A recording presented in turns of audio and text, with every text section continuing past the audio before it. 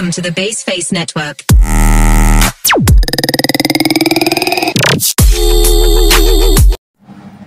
Assalamualaikum warahmatullahi wabarakatuh.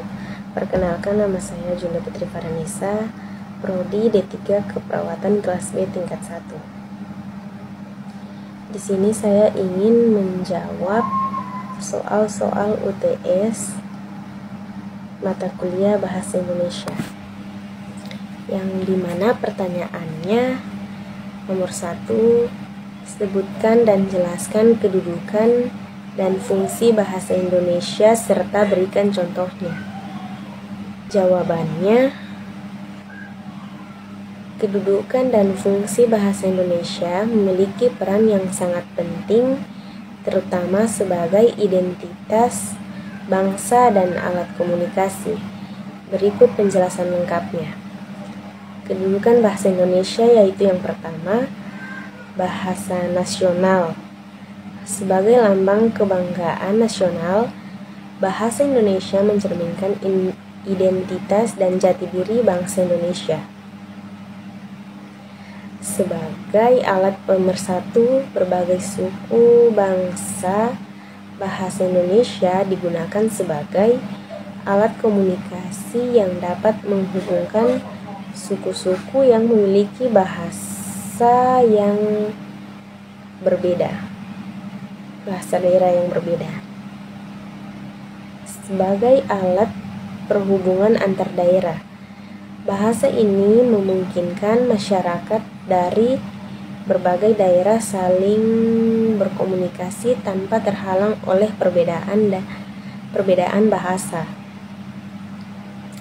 Terus, sebagai alat pengembang kebudayaan nasional, bahasa Indonesia menjadi sarana untuk mengekspresikan dan mengembangkan kebudayaan bangsa.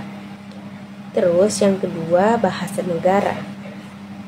Sebagai bahasa resmi negara, bahasa Indonesia digunakan dalam kegiatan resmi pemerintahan, termasuk administrasi, hukum, dan pendidikan.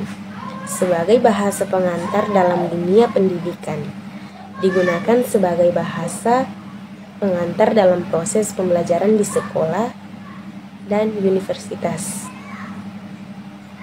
Terus yang ketiga, fungsi bahasa Indonesia.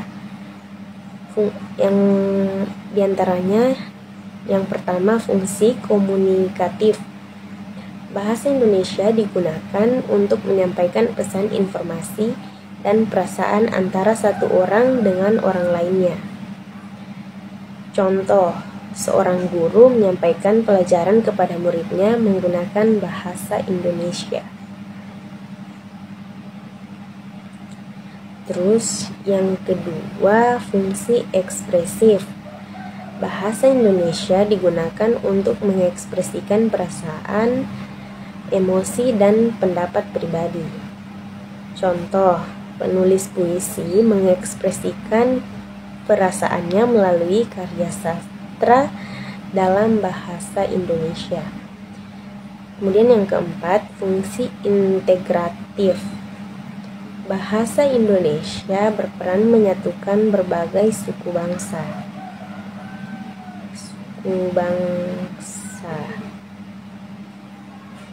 dan budaya yang berbeda-beda di Indonesia. Contoh, penggunaan bahasa Indonesia dalam pidato kenegaraan yang dapat dipahami oleh semua warga negara.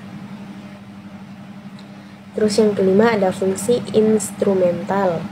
Bahasa Indonesia digunakan sebagai alat untuk mencapai tujuan tertentu seperti dalam undang-undang, peraturan, atau surat resmi. Contohnya, penyusunan peraturan perundang-undangan di Indonesia menggunakan bahasa Indonesia yang baik dan benar. Kemudian yang keenam, fungsi imajinatif. Bahasa Indonesia digunakan untuk berkreasi, misalnya dalam karya sastra, cerita pendek, novel, drama, dan lain-lain. Contoh, novel-novel karya penulis Indonesia yang menceritakan kehidupan masyarakat dengan gaya bahasa yang indah. dengan kedudukan dan fungsinya. Bahasa Indonesia menjadi sarana utama dalam membentuk identitas bangsa dan memajukan kehidupan masyarakat Indonesia. Oke, lanjut soal yang kedua, yaitu jelaskan pengertian ragam bahasa Indonesia dan berikan masing-masing contohnya. Jawabannya, ragam bahasa Indonesia adalah variasi bentuk penggunaan bahasa Indonesia yang berbeda-beda, tergantung pada situasi, konteks, tujuan komunikasi, dan siapa yang berbicara atau menjadi pendengar. Ragam bahasa ini bisa dipengaruhi oleh berbagai faktor seperti lingkungan, topik pembicaraan, dan medium komunikasi. Berikut adalah penjelasan beberapa ragam bahasa Indonesia beserta contohnya. Yaitu yang pertama, ragam bahasa berdasarkan situasi. Ragam bahasa formal digunakan dalam situasi resmi atau formal, seperti dalam pidato, rapat, surat resmi, atau karya ilmiah. Biasanya menggunakan tata bahasa yang baku dan kosakata yang standar. Contoh, kami berharap Anda dapat hadir dalam rapat koordinasi yang akan dilaksanakan pada hari Senin 4 Oktober 2024. Terus ada lagi ragam bahasa informal. Digunakan dalam situasi santai atau tidak resmi, seperti percakapan sehari-hari dengan teman atau keluarga. Bahasa ini lebih fleksibel dan sering menggunakan kata-kata tidak baku. Contoh, kamu jadi nggak ikut jalan-jalan besok? Terus yang kedua, ragam bahasa berdasarkan media. Yang pertama itu ragam lisan. Bahasa yang digunakan dalam komunikasi verbal atau ucapan. Ragam ini cenderung lebih spontan dan bisa melibatkan intonasi, mimik wajah, serta gerak tubuh. Contoh, saat berbincang dengan teman, kamu udah makan belum? Terus ragam tulis. Bahasa yang digunakan dalam bentuk tulisan seperti surat, esai, artikel, atau buku. Ragam ini biasanya lebih terstruktur dan mengikuti kaidah tata bahasa. Contoh, sistem pendidikan di Indonesia perlu diingatkan agar dapat bersaing di kancah internasional. Terus yang ketiga, ragam bahasa berdasarkan bidang ilmu. Ragam bahasa ilmiah digunakan dalam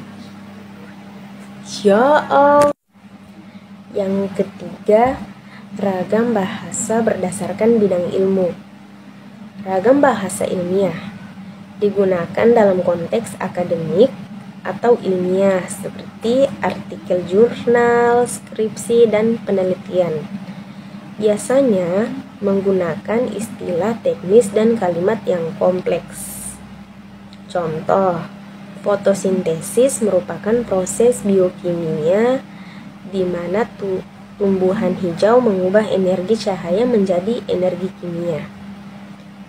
Terus, ragam bahasa jurnalistik digunakan dalam media massa seperti surat kabar, majalah, dan berita online.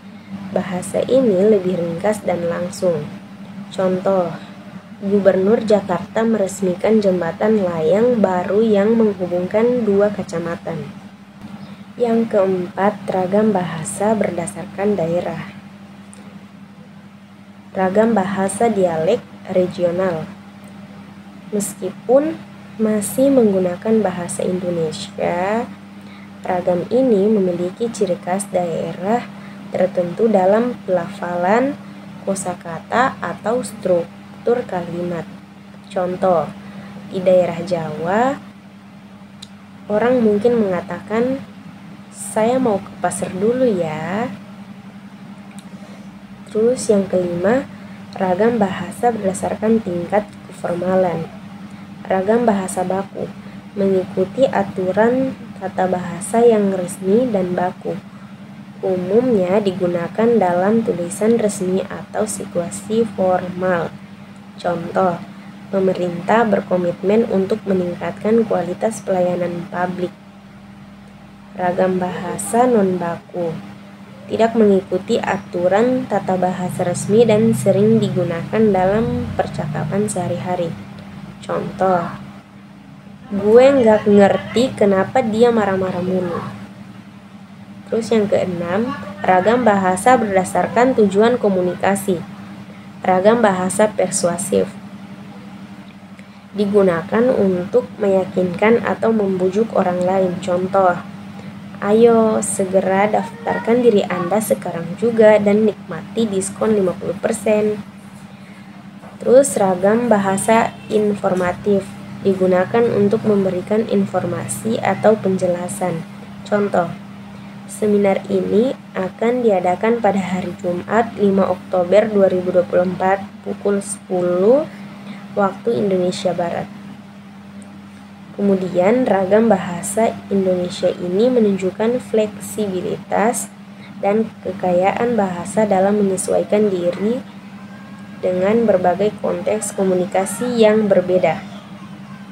Kemudian soal yang ketiga, jelaskan apa itu ejaan dan tanda baca dan berikan masing-masing contohnya. Jawabannya, ejaan adalah aturan tentang cara menuliskan kata-kata dengan benar, termasuk penggunaan huruf, penulisan kata, penggunaan huruf kapital. Contoh ejaan, praktis, bukan prakteks, aktivitas, pakai V bukan pakai F, aktivitas. Tanda baca adalah simbol yang digunakan dalam tulisan untuk membantu memahami makna kalimat. Contoh tanda baca, tanda titik untuk mengakhiri kalimat, saya belajar, titik. Tanda koma untuk memisahkan unsur dalam kalimat, dia membeli buku, pensil, dan tas. Kemudian lanjut soal nomor 5. Berikan contoh seperti apa itu kalimat efektif dan jelaskan pengertiannya.